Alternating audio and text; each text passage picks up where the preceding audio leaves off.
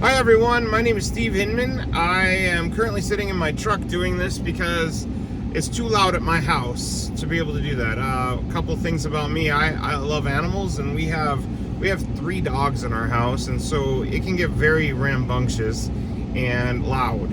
And it's always interesting to deal with the animals, but they're awesome, man. We love them. We'd never change that.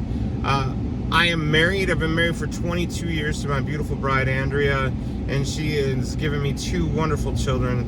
My son, Thane, is 21, and my daughter, Alexis, is 16. And, somebody told me a long time ago that when you have a child who's a daughter, that when she turns 16, that it can become very difficult. And needless to say, a bunch of my friends have told me to go put shotguns above my door and threaten boyfriends and whatnot. But honestly, I'm just super blessed, man. My children have made such great choices in their life. They love Jesus so much, and it's just been an amazing journey to watch them grow in that. My wife, she's been like my biggest supporter in ministry and help with everything we do, and I wouldn't do anything without her. She sings on the worship team with me at times, and when she's feeling up for it. And so that's me. I guess I realized this year that I've been playing guitar now for 40 years. It's kind of hard to think about that. I think about how old that actually makes me.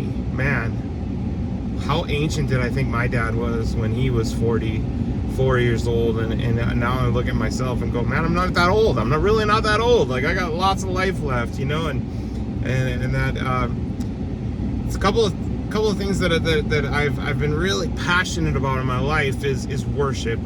Worship is extremely important to me. I've been a part of worship teams since I can remember. I remember that at the church I grew up in, we had a really large children's church and youth group, and I was on the worship team for children's church. I played drums and guitar there. I played drums, guitar, bass, singing, leading worship and youth group.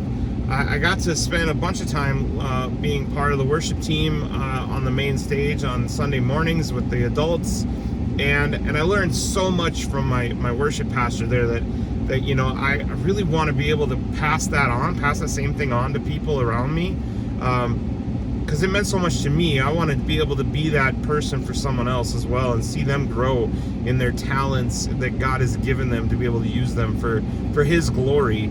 And the other really big thing that I'm super passionate about, honestly, is just seeing people come to love Jesus.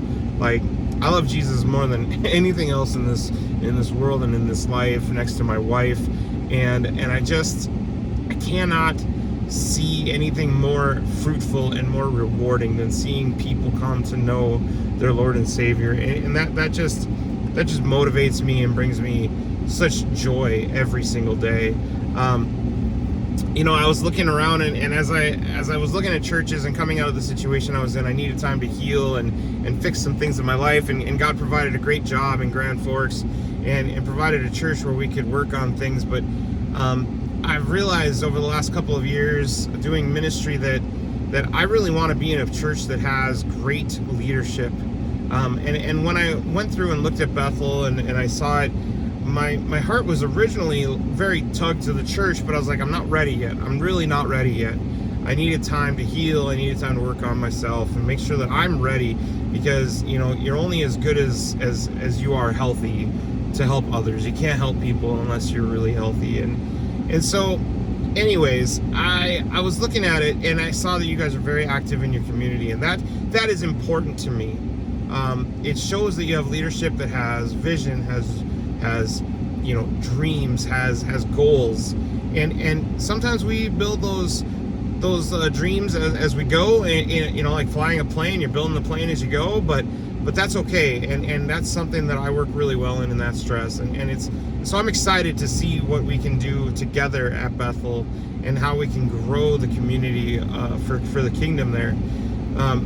They told me that I need to tell a joke. And I'm not a guy that has jokes just in the back of my head or that I can pull out. I'm not that witty. But I was thinking about this joke, and so I'm gonna just tell you it's a terrible joke. It's probably the dumbest thing I've ever said. But why did the pig fall in the mud?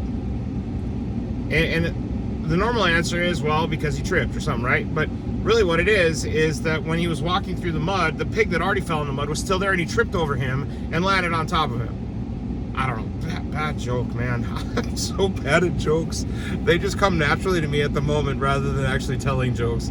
So anyways, hey, God bless you guys. I look forward to meeting you all in person. Thank you for taking the time to hear this video. Have a wonderful day. Be blessed.